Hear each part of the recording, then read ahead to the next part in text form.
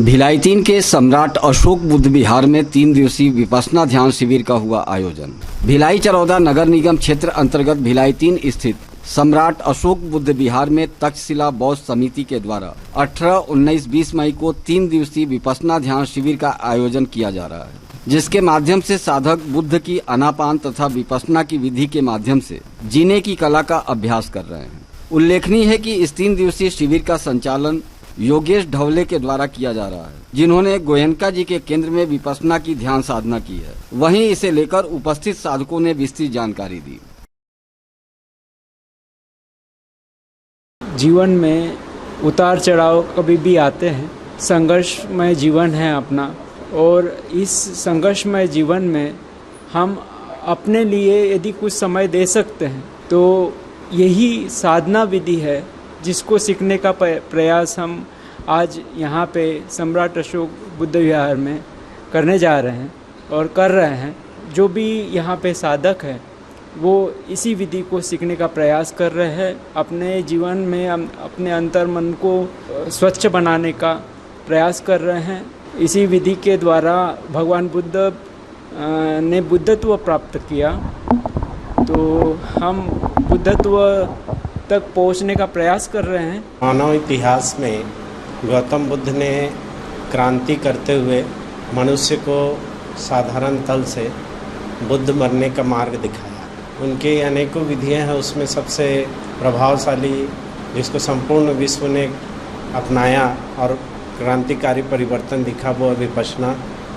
उसका प्रारंभिक चरण है आनापान, जिसका सम्राट अशोक बुद्ध विहार में प्रयोग किया जा रहा है।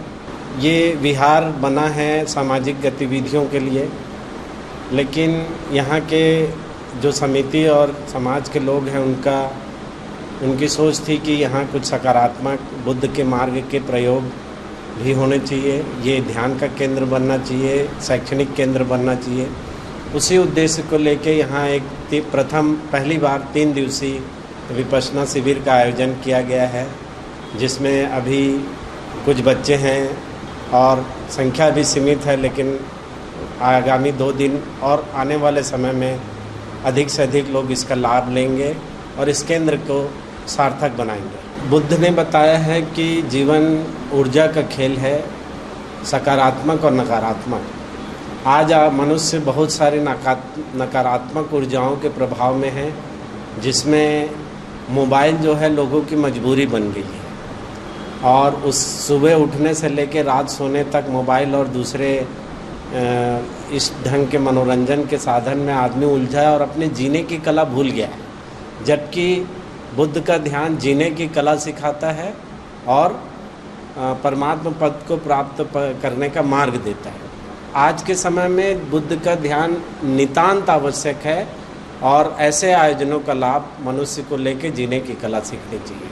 हम लोग यहाँ मेडिटेशन करने के लिए आए हैं। मेडिटेशन हमारे यहाँ विपश्यना बोलते हैं इसको, और इससे हमारा मन शांत होता है और इससे हम अपनी पढ़ाई में भी ध्यान ज़्यादा अच्छे से लगा सकते हैं, और मुझे ये करके बहुत अच्छा लगा। और बच्चों के लिए आप क्या बोलना चाहोगे? ये बहुत अच्छी चीज़ है और मैं यही बोलूँगी कि और बहुत दूसरे बच्चों को भी यही करना